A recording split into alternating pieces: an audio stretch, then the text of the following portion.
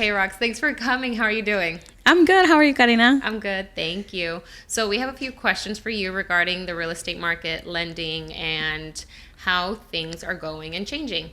A few questions. How long have you been in lending? I've been in lending since July 2017, so about 5 years now, a little over 5 years. That's amazing. Yeah. And aside from lending, how long have you lived in Oregon?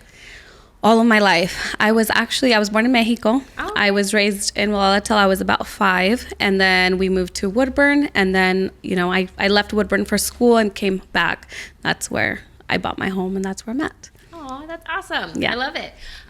What schools did you go to in the area?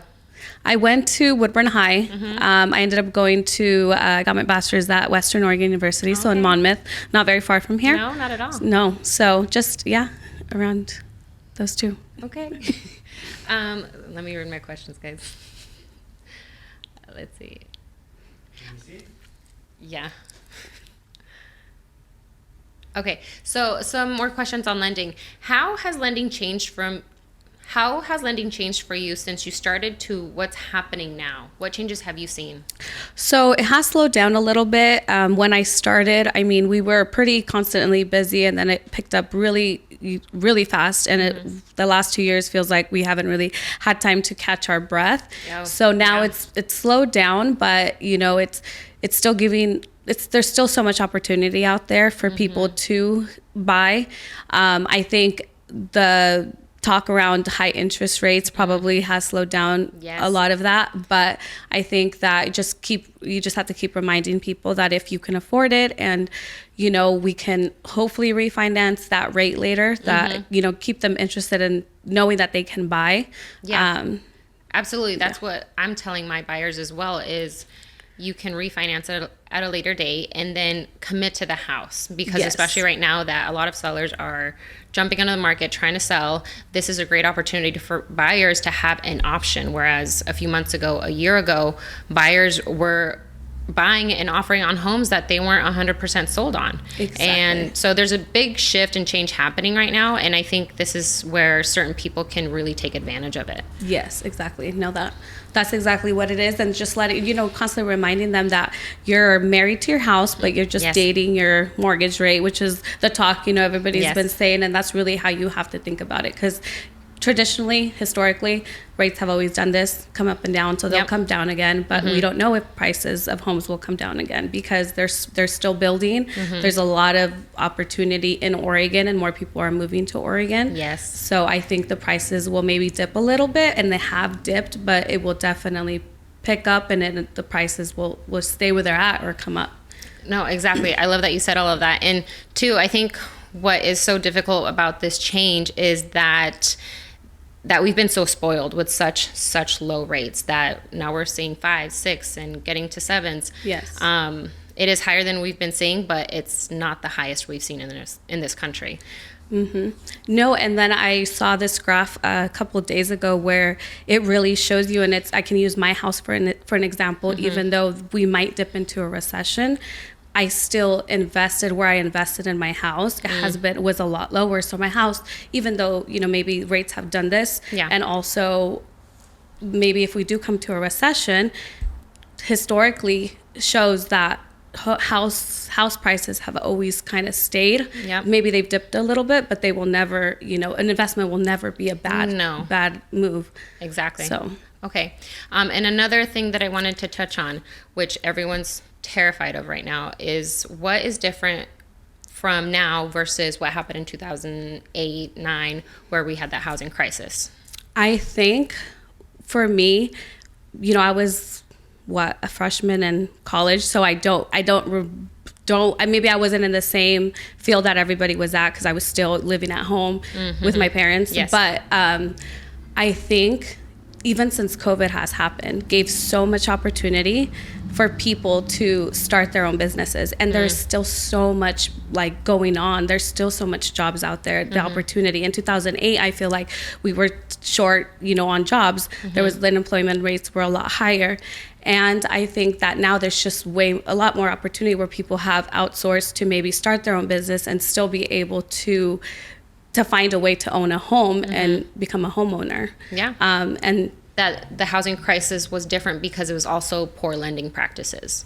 Yes. Versus now we have so many hoops and things to jump through for people to get qualified. Because then it was like, you could tell anyone, I make this much money, and the bank was like, toma, without checking income, credit, any of those things. Yes. So. And maybe because then all those people that were losing homes in 2008 were a lot of people that maybe had not been really qualified, were like you said, that they weren't really making this amount, and so maybe they weren't even able to afford this house, whereas now we are really making sure that you're qualified and that you can afford your mortgage. And then too, and like you said, there's just so many foreclosures where you were seeing everything in the market kind of losing. You're not seeing that anymore, where there's foreclosures. Everyone's qualified right now. Yes, everyone has 2 years of work history, credit.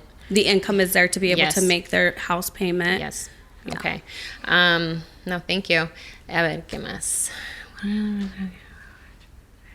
Okay. So some pros and cons about buying right now. What would you tell buyers that are anxious about rates, about how the market's shifting?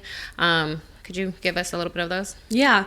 I just think that going back to telling everybody, if you can afford it and we can qualify you and it is something that you can do, maybe think of it as like a short-term sacrifice where you're paying this much for a long time. But then I always show them, what if we were just able to get your interest rate? Maybe they don't go down to 3%, where they were, or even to, the high 2s where they were and mid 2s. Maybe they just go down to 4%. That still makes an incredible, jump on your mortgage. And getting rid of mortgage insurance. A lot of people are investing with 3% minimum from 3 to 5%. And so you're gonna know that the way the market has been moving, it's gonna, your house is gonna keep going up in value, and it'll give you an opportunity to also drop your mortgage insurance, where we're cutting your payment dramatically. But just with that, even if the rates don't change, that is another possibility. And then always, there's always if you really don't see a way out,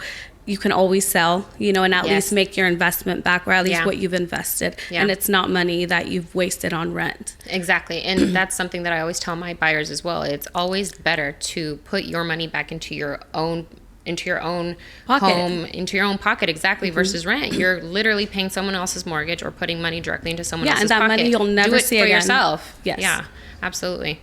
And also another option is to rent the house out if for some reason. Let's see, more questions. Can I drink my water? Yeah. Okay. Actually, I think that's most of my questions. And then the next is going to be, are there any specific programs, topics that you want to touch on before we wrap up? We do have a really cool program now. Let me say that again, because I wasn't. Are there any program specific topics you want to touch on before? Okay. Are there any programs or specific topics that you want to touch on before we wrap up? Yeah, so we do have a cash up program that we are running through Evergreen, where it gives the buyer the chance to buy their house cash. You do have to have 10% down. There's a couple other requirements, but you can always contact me, and I would give the clients a breakdown on that. We have a Chanel program that is a down payment assistance program. Their fees are a little bit higher on the closing cost, but if people don't have enough money maybe for the closing cost and the down payment, but they have a little bit over what they need in the down payment, it works amazing for those clients. And so those are the two really good programs that we have right now that we are offering. Okay, thank you. Thank you for being here, Rox. We loved it. Thank you. Thank you for having me. And where can we find you? Where can people contact you? So I do have a website, so I can always, drop the site below on this video, and then my phone number, email, and then I have an office here in Salem on State Street. Okay, perfect. Yeah. We will attach all the information below. Please let us know if you have any questions. I don't know where I went with that. What should I say, though?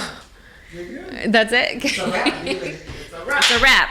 Yes. Dude, that was so good. I think we have a good flow between us. Yeah.